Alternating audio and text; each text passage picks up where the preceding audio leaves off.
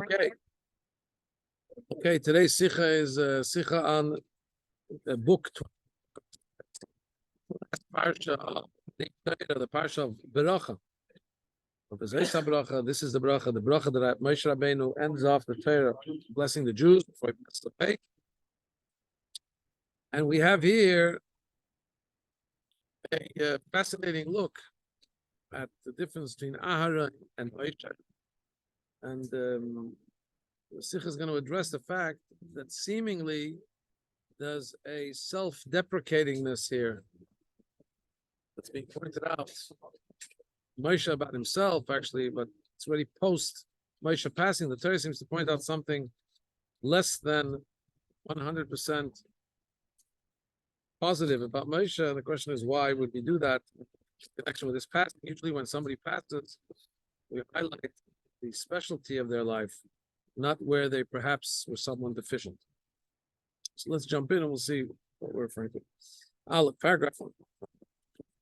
The distinction between the crying and cried when Moshe Rabbeinu passed away, and the crying that they cried when Aharon HaKohen passed away after their respective passings. So by Aaron it says, "Vayivku," I say, Kol Beis Yisrael, that the entire house of Israel mourned for him for Aaron when he passed away. Whereas by Moshe it says, "Vayivku Bnei Yisrael," the children of Israel. Doesn't say all the children of Israel, and doesn't say the house of Israel. It says the sons or children of Israel mourned Moshe. So there's two interpretations here. One picking up more on the fact that it says all, the other picking up on the fact that it changes language between children of and house. First pirush is that when Aaron had passed away, so because Moshe Rabbeinu was there to cry about the loss of his elder brother, so therefore everybody cried because of the respect and all that for Moshe. You see that the great leader is bemoaning and crying over the loss of something, so then who's not going to cry? However, when Moshe Rabbeinu himself passed away, there was no one as great as Moshe was. When Aaron passed away, so the appreciation of the loss, the crying was not a collective crying, only the men cried. We would assume they were more able to understand the content of what was lost, and because the emotional aspect of what was lost wasn't there really. Moshe Rabbeinu cried for Aaron's loss. That was a very visceral, it was a very vivid and obvious collective crying. Once Moshe Rabbeinu passed away, there was no one like Moshe to cry for Moshe. Only the men cried. Second interpretation is that by Moshe Rabbeinu, only the males cried because they were recipients of Moshe Rabbeinu as a teacher. By Aaron, who was Roidev Shalom, he pursued peace. And B'noisen Shalom, he implanted peace between one man and his fellow, between husbands and wives.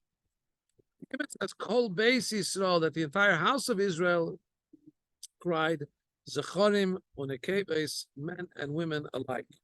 Then a footnote that Rebbe also picks up on the Kol. By Aaron it says all of, not just that there's an obvious inclusion of women, but it also says all of. And by Moshe Rabbeinu doesn't say, it says also the men, but it doesn't even say all of the men.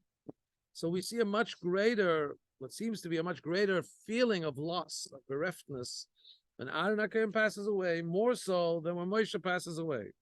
Now, according to the first explanation we said, what it means is that the emphasis that all of Israel mourned, Vayivku B'nei Yisrael, that the children of Israel, only the men, it doesn't say all of Israel mourned, as it says by Aaron. Special actually brings about Moshe's specialty. Why wasn't everybody crying as much for Aaron, for Moshe's passing as for Aaron? Because Moshe was so great that his crying pulled along everybody. It instigated, inspired the mass crying. So when Moshe passes away, we're highlighting his greatness. Now he's gone. There's no one as great as him, and nobody to lead this mass communal crying. So in the first interpretation, this is highlighting Moshe Rabbeinu's greatness. When he was there for his brother's passing, he, in Hebrew would say, "Usachafet kulam." I say that in English. He pulled everybody along, swept everybody up in the emotion of the loss. Now he goes, he isn't there anymore. So that would be appropriate to point out at the date of passing of Moshe Rabbeinu, bemoaning the loss of Moshe. However, in the second explanation here, where we say that the emphasis is here that it says that the Bnei Yisrael, only the men cried for Moshe's loss, not the women. And why by Aaron did the women cry? Because Aaron was a peacemaker for all segments of society. That seems to be inappropriate to talk about when Moshe Rabbeinu passes away. It's an amazing, it's an astonishing thing here. We understand that where we talk about the passing of Moshe, it would be appropriate to talk about Moshe's milas, about his advantages over everybody else, as it does say in this pasuk that Moshe, his eye didn't get dimmed, and there was never any other prophet like Moshe. He did all these miracles, that the Bnei Yisrael beheld. So how do we put at the relating of the passing of Moshe, we put something detrimental, that he was not the peacemaker. Oh, Aaron was the peacemaker. That's why everybody, even the women, cried when he passed. He was, he didn't have that specialty. It's not the place to point it out. Imagine coming to a eulogy and all of a sudden pointing out how great this guy's brother was so great. Oh, we're talking about him who passed away. Well, why are you pointing out his brother's side? Paragraph 2. An even greater astonishing point is the language in which Rashi gives over this information.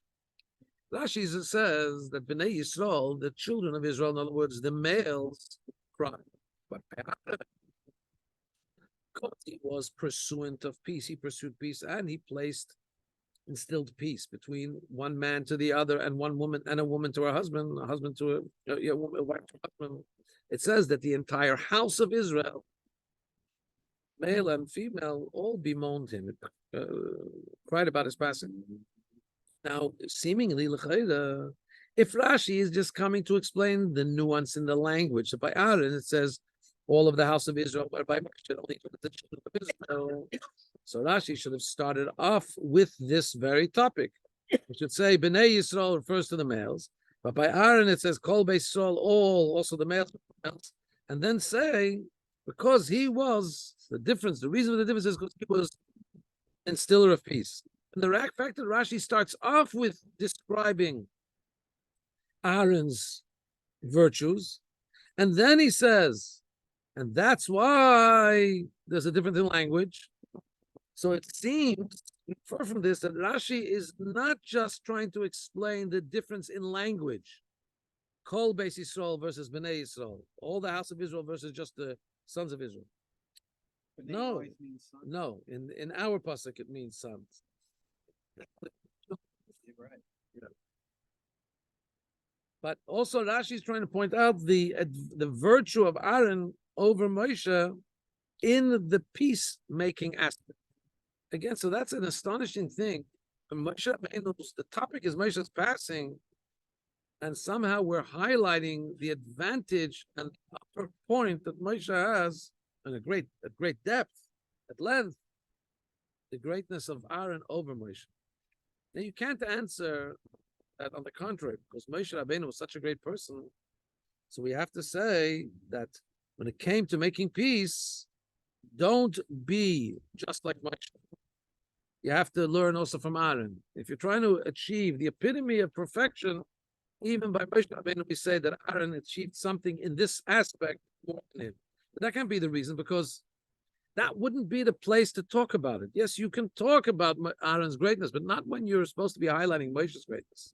So we understand from this that when it's obvious, therefore, the questions are so strong that it's obvious that when we're learning about the passing of Moshe, obviously we need to know about the difference between him and Moshe, and we need to be pointed out to the Aaron's advantage in this way, in the way of peace, is more significant than Moshe.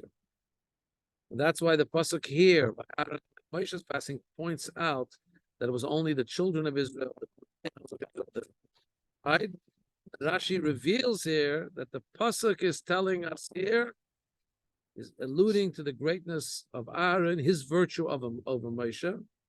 And why is Aaron greater? We want to point out the reason, because he was the one who instilled peace. He was an active pursuer, an active instigator of peace. But again, so we see that it's intentional, but we don't understand yet why it's intentional, what the intention is. Paragraph 3. So we'll understand this by prefacing the reason that by Moshe we don't find that our sages should say, let's talk about the elephant in the room. It's Thailand, after all, the elephants are in the sukkah now, so there's no elephant in the room. But if Moshe Rabbeinu had a brother Aaron who excelled in bringing peace, why didn't Moshe mirror and mimic Aaron's behavior? Why did he stay Moshe and Aaron was on top of him in this? So here's the question, paragraph 3. First, we understand why is it that Moshe Rabbeinu didn't act that Moshe Rabbeinu didn't act like Aaron. Understand that it's not because Moshe Rabbeinu had a lacking in love of his fellow Jew. On the contrary, the Gemara points out Moshe Rabbeinu Oyhev Yisrael Haya. In various places, we say that Moshe Rabbeinu was a lover of Jews. He was the faithful shepherd of every single Jew, and he took care of all their needs. When we say taking care of all the needs, this includes the spiritual needs. He himself ensured that water would be provided to all the people, and not just. Sorry, not water. He says, it says that Moshe Rabbeinu's eyes were not dimmed, but the light over here in the sukkah. Not wearing glasses, so I read it wrong here. Both in their spiritual needs. In other words, he taught them Torah. He didn't just learn Torah generally with the people, and not just the laws of Torah, which obviously as a shepherd, he had an obligation to teach them how they must behave, what they should do, and what they must stay away from. But he also went further than that. He gave them pilpula da'iraisa. He gave them the pilpul, I would say exegesis, but it's not that. It's much more. It's the back and forth. It's the depth of the discussion of question and answer in Talmudic style, which it was given to Moshe and to his progeny. It wasn't shared. Hashem didn't share it initially with the entire community. The entire community would have just got more of a instructional Judaism, Torah. By the way, even the instructional Torah would have been vast. If all of us would know all of the instructions with all the details, that's also a big thing. But Moshe Rabbeinu got this pilpul, this depth of Torah, and he says about him, Nohag bo tevas ayin. He was very good-eyed about it. He was a generous, and he gave it to everybody. So you see, he took care of their spiritual needs. Not like he said, we're going to keep it to the ruling elite. They're going to have access to Torah. They don't have. He opened it up to everybody. He was a faithful shepherd spiritually and physically. Starting from the fact that the manna came in the schus of Moshe, the merit of Moshe. And also the other things, which the clouds of glory, we're Sukkot now, reminding ourselves the clouds of glory that enveloped us. They came in the merit of Aaron. The Miriam had the merit that the water, it's called the well of Miriam, came in her merit. But after they respectively passed away, those things retained and remained and came back in the privilege of Moshe, the source of Moshe, the merit of Moshe. So he was the consummate Roya Ne'eman, faithful shepherd who took care physically, spiritually. So it can't be that he was lacking in love for his people. However, what does it mean? Why didn't Moshe reach the level of Aaron in the loving kindness? Is because Pshat is like this, that Moshe Rabbeinu, his inyan and his mission was to be in a different way. His love for each person had to be different, even the way he instilled peace. It was a Moshe mode, not an Aaron mode. There was a distinction. What do we mean? Paragraph. Explanation is following. We talk about instilling peace, that Aaron instilled peace. Our sages tell us in order to make peace between two people, he had to be meshane. He slightly altered the reality, the truth. The example given in the, I think, obvious that Rabbi Nosson even goes into the details. So Reuven would fight with Shimon to each other, and Aaron would meet Reuven and says, I just bumped into your friend Shimon. He said, my friend? We don't talk.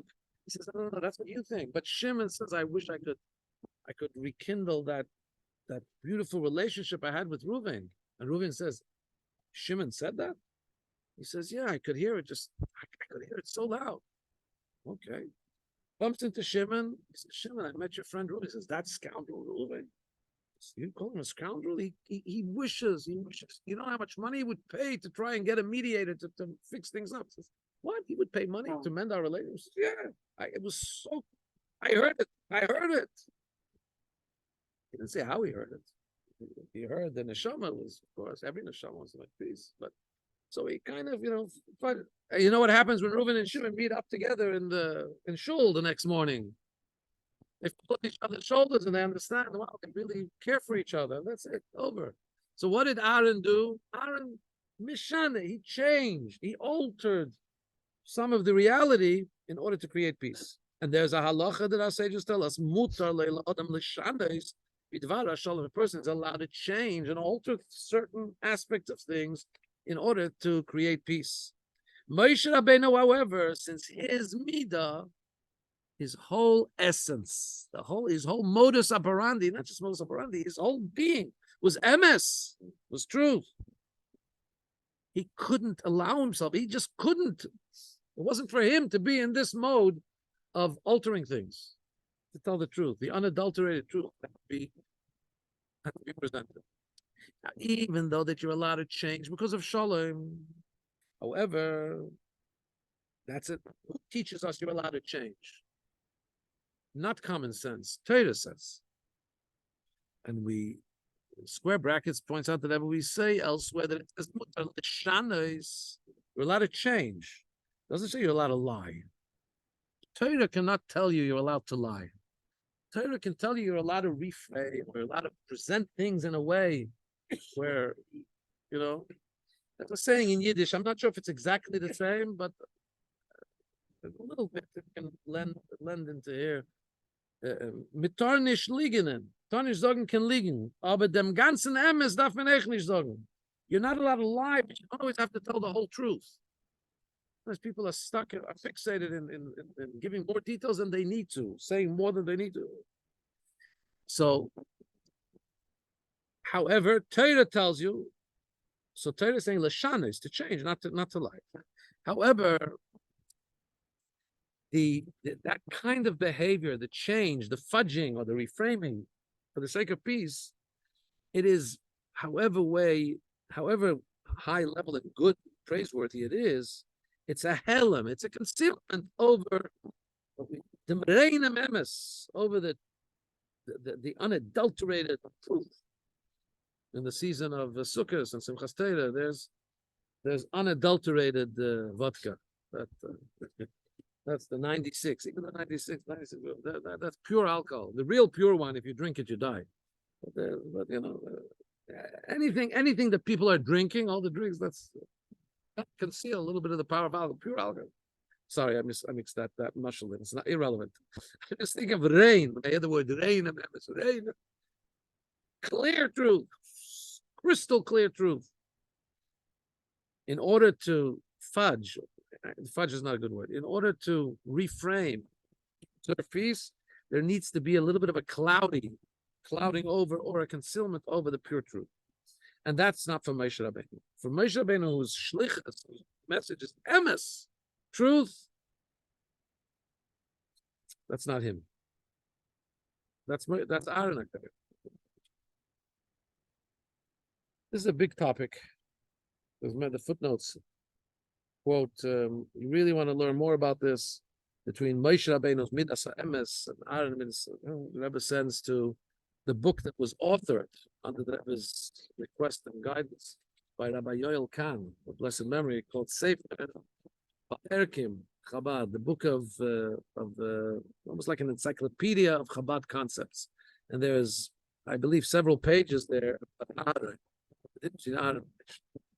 So now let's continue to talk about Moshe. When Moshe teaches Torah to the Eden, he gives them everything in Torah, and he teaches them you're allowed to change in certain ways to keep peace.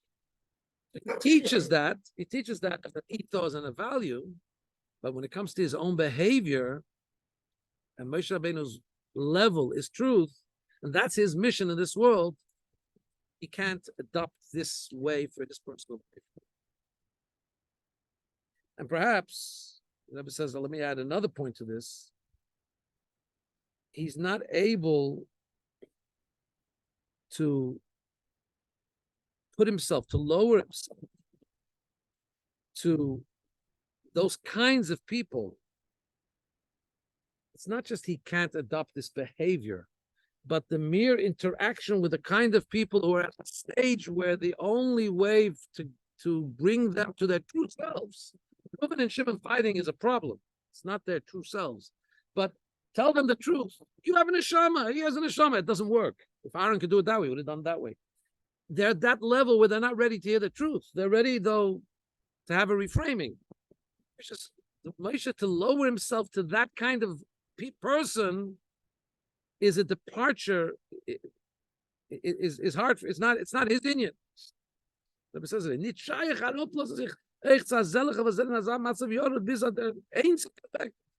It tells you what kind of people, where those people are holding. So since, and by the way, is this Ha'ara 25? Where's 25? Yeah. The Rebbe points that Moshe Rabbeinu, this is not a, I don't think you have it. This is, by the way, take Moshe's, we can't talk about Moshe Rabbeinu. Let's talk about regular people. Regular people, when they say, look, what can I do? I'm like this. I can only say the truth. Let's say somebody said it. All of a sudden you find that when it comes for personal convenience, all of a sudden they're not saying the truth. I met people that say, but I saw that person, he's not truthful. I'm a true person. And then I see, from the side, I see that once all of a sudden came to something, thing, and all of a sudden you're asking me, how can I make a shortcut? Okay. Because we're all subjective. There's a subjectivity to us. Moshe Rabbeinu, look what Moshe Rabbeinu does. He suffers because he's truthful. Where does he suffer? Who remembers? Moshe Rabbeinu gets chastised by Hashem when he comes and says, Hashem sent him to the people. Go to Paroi, doesn't work. Paroi, boom, tells him, now you guys have to source the straw to make the bricks. Moshe Rabbeinu comes and he challenges Hashem indignantly. He says, why have you done bad to this people? And what does Hashem respond? Hello, you're not the first guy to have an interaction with me. I'm used to speaking to the greatest of the great, Abraham, Yitzchak. They never questioned me. So Taka, why does Moshe Rabbeinu question? Where is his pure faith and belief? One of the explanations here that Rebbe points to 25 is Moshe Rabbeinu's level is chachma. It's wisdom. And if it doesn't make sense, so the others are the level of emotion. You could say, we don't understand, doesn't make sense. We're in love with God. I'm sure he knows what he's doing. And Moshe Rabbeinu has to represent chachma. And he gets chastised. Hashem kind of tells him off. All of a sudden, Hashem speaking to him with midas hagvura, with a reproachment of sorts. So we have Moshe Rabbeinu. In other words, what I want to point out is here that Moshe Rabbeinu, truth has to be true everywhere. Otherwise, it's not, not well. Moshe Rabbeinu is the epitome of truth. Midas ha'emes. Moshe Rabbeinu, but that truth, therefore, expresses himself all the way to the end of his lifetime when we say that he wasn't able to adopt, it wasn't his inyan in life to adopt the methodology of Aaron. However, by the way, none of today, to find someone emes, you have to find, even among Rebbes, or Rebbe Lach, maybe if you find one in the generation, you're like emes, But Moshe Rabbeinu, the Rebbe of all times, the source of all the Shem Melodius, everybody, and he's the shepherd of the shepherds. Who's the shepherd tonight? We had Abraham, Yitzchak, Yaakov. We had Moshe, Aaron, Yosef. Tonight is David. Tonight is David. Tonight is David. I'm speaking about shepherds. In the other, yeah. Shana Rabbi, according to all, no, it's the Rebbe Rashab, the fifth Rebbe. So, paragraph 5.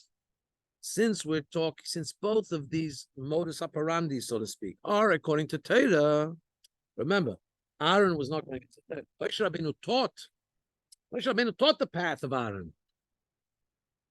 Just he wasn't the path, he taught it. It's both of them there must be advantages. Which is higher? No, there's an advantage in one over the other, and in one over the other. The advantage of Moshe Rabbeinu's behavior was that there's no possible deviation from truth.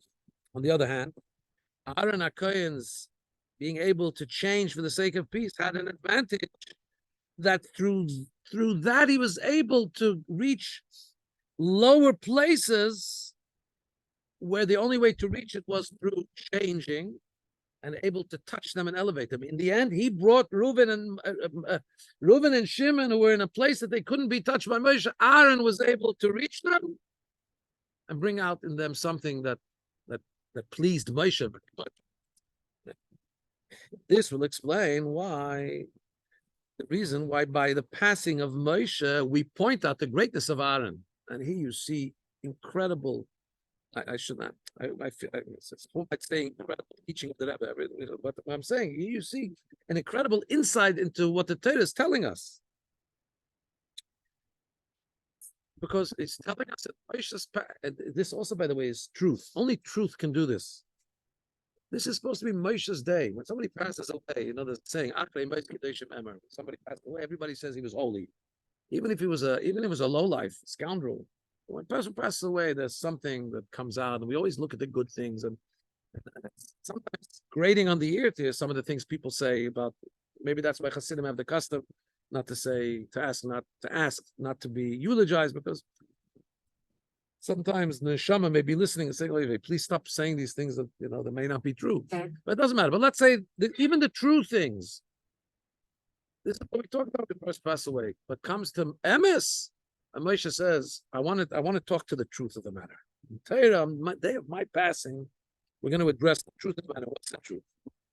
That in the lifetime of Moshe Rabbeinu, when he was busy doing his shlichus, he had to be true to his mission that Hashem gave him.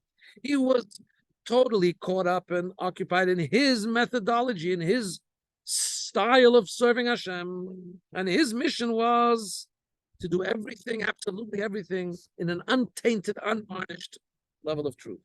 However, when it comes to the place where Vayal Moshe Rabbeinu now ascends from this world, and he goes to the mountain of Nevoi, he finished his mission down below, and he's ascending above. Now, he says, now I have time. I'm not busy projecting into the world.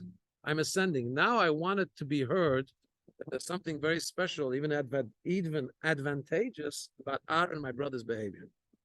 Similar, says the Rebbe, from a puzzling teaching we have in the Gemara in Brachas about Rabbi Yochanan ben Zakkai. Rabbi Yochanan ben Zakkai, the greatest of the great. Before he passed away, he was crying. He said, I don't know which path they're taking me. Am I going to go to the path of heaven to reward, or God forbid, what was my life like? The perplexingness of it is, he was one of the greatest teachers of the Mishnah, one of the greatest Tanoim.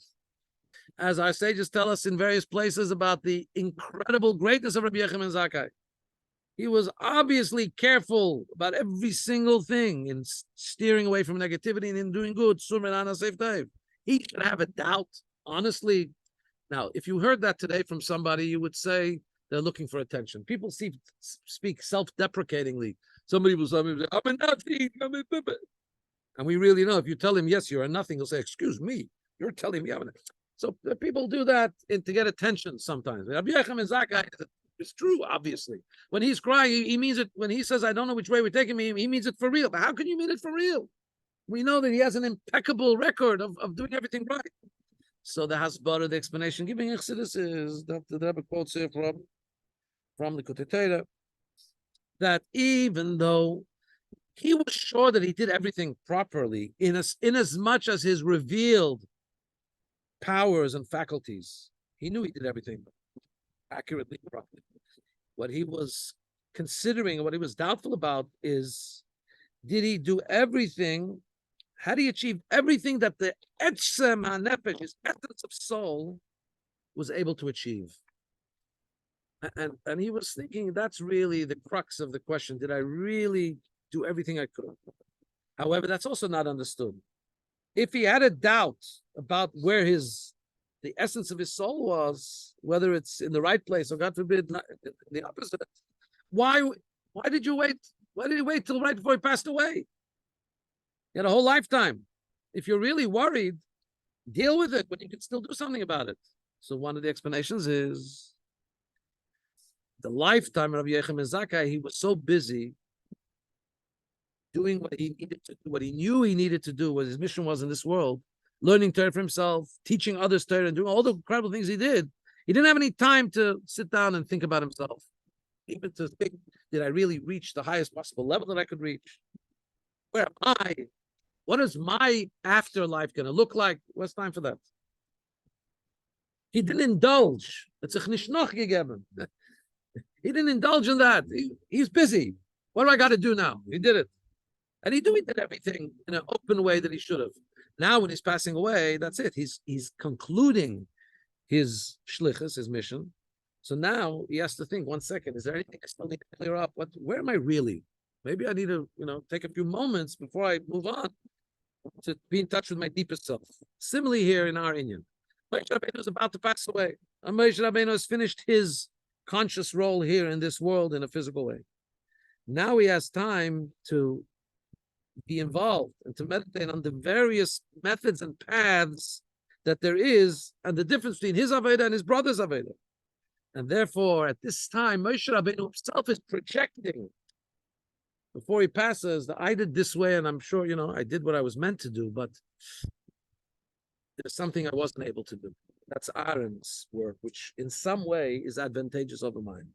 And that's why in the Torah of Moshe Rabbeinu, when we record Moshe's unadorned and unvarnished and truth of Moshe, in these psukim that speak about the passing of Moshe, advantage, the virtue of Aaron over Moshe is pointed out. Says the Rebbe, let's get a little deeper though. I'm not satisfied, says the Rebbe. Paragraph 6. Since Moshe Rabbeinu's method, Midah, if his mode of operation was emes, so there's no difference whether he is down below here or up in heaven. Him, that's truth. That truth doesn't change also in the next world. So what changes when he passes away? And the Rebbe says here something very deep from Chassidus. The concept of the passing of Moshe means not just he arose and passed away from this physical world, that is, the neshama left his soul left his physical body. It means that there was a passing in the sense of a elevation. Moshe Rabbeinu had an elevation, a spiritual elevation. His neshama went to a much higher level than it had achieved during its lifetime here in this world. We know it says Moshe Rabbeinu went to the mountain of Nevoi. Nevoi is two words can be extrapolated to Nun Boy, the 50th, the mountain where the 50th is there. In other words, there's 49 levels of perception, of Shari Bina, the gates of understanding. The 50th is it's not possible for a soul in this world. On the day of his passing, he went to the 50th level. He went to the mountain that's called Nunbo, Har Nevo, Nunbo, the mountain which represented the ascent to the 50th level. And we could say that that's also the explanation, the Pneumius explanation, where it says, Moshe elevated to the mountain. Moshe really, if you think about it, Moshe's mission on on earth was to draw down, not to go up, to draw Hashem's Torah down. He was in a wedding. We always need the one uh, who accompanies the kala, the bride, the one who accompanies the groom, the one who's from the side of Hashem, the relationship of the king, who's coming alongside the king to present the king to the queen, and who's coming alongside the queen to elevate the queen to the king. Moshe, Aaron was accompanying the Bnei Yisrael to elevate them to the king. Moshe's job was to, so to speak, accompany Hashem, present Hashem down below. And that was what he always did. He through him streamed forth the word of Hashem down below. Saying that Moshe Rabbeinu went up, that's a reversal. It's a reversal of sorts. It's an elevation. It's a transformation. But Aaron Akain was the one who accompanied the queen. What does that mean? He represents the Jewish people. He elevates. By lighting the menorah is that action of kindling. Fire goes upwards. So it was, so to speak, as if he kindled the souls of the Jews to bring them closer to Hashem. Moshe Rabbeinu was the one who drew down the message of God to the Jews. But when Moshe Rabbeinu passed away, he had an ascent. In other words, a transformation. Now what he's doing is joining Aaron, in a sense, getting that additional advantage of bringing up the people towards Hashem. And this is connected with the fact that he merited the Shar Anun, he merited the 50th level. During his lifetime, when the Aveda of Moshe, when the service of Moshe was characterized and limited according to his level, according to his modus operandi. So then all that was shining in a physical, revealed way was the 49 levels of gates of understanding, Memtes Sharimina. Which Memtes, when we talk about 49, this points to the limitation that the limitation of world, because 7 times 7, we have 7 days of creation. The full fulfillment and extrapolation of 7 days of creation, 7 times 7 is 49. However, when you get to the Vayal, the elevation, and into the 50th level, elevation here meaning leaving all of the usual parameters of limitation and of world. Now Moshe Rabbeinu is also ascending from his defined way of work. Moshe Rabbeinu's defined way of serving Hashem was emes. Now he's ascending from the definition or the defined boundaries of who he is. Now he is, and therefore a reversal, now he's ascending. And therefore,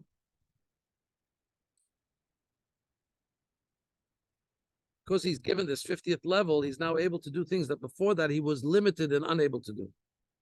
So now we'll understand also about the concept of Moshe Rabbeinu's love for his fellow Jew and bringing peace.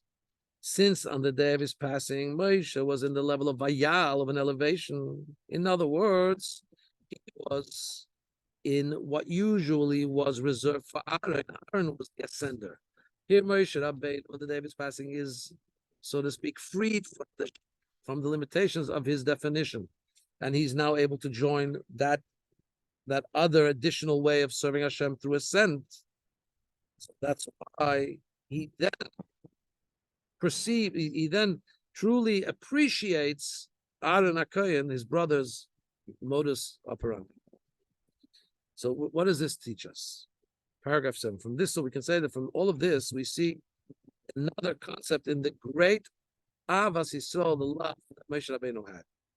In the psukim, in the verses that speak about his passing, he says, who wrote those psukim?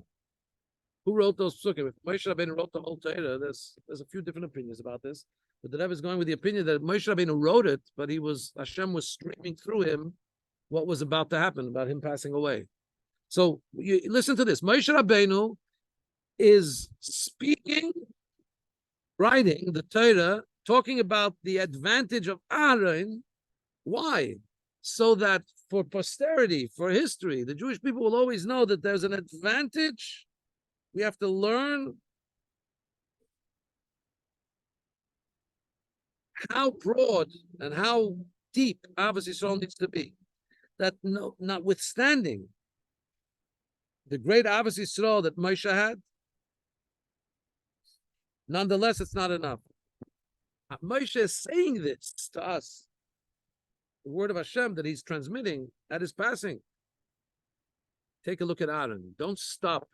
Don't stop at even the great level of Avisal of Moshe Rabbeinu. Aaron, for whatever reason, Moshe Rabbeinu had his shlichat of emes and so on. But you have to try and aim even deeper and incorporate this Aveda of Aaron.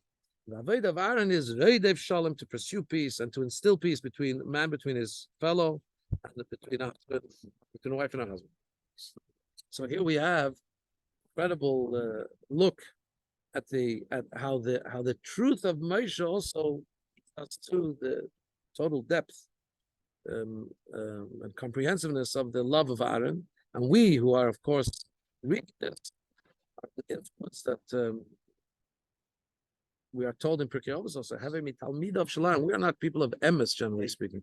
Talmid of Shalom, we have to follow the path of Aaron, pursue peace in a way that even if there needs to be sometimes Lashana is to change things, to reach out to people that can only be reached, to ourselves that can only be reached sometimes through a little bit of less truth, more acceptance. And this has to be the methodology, the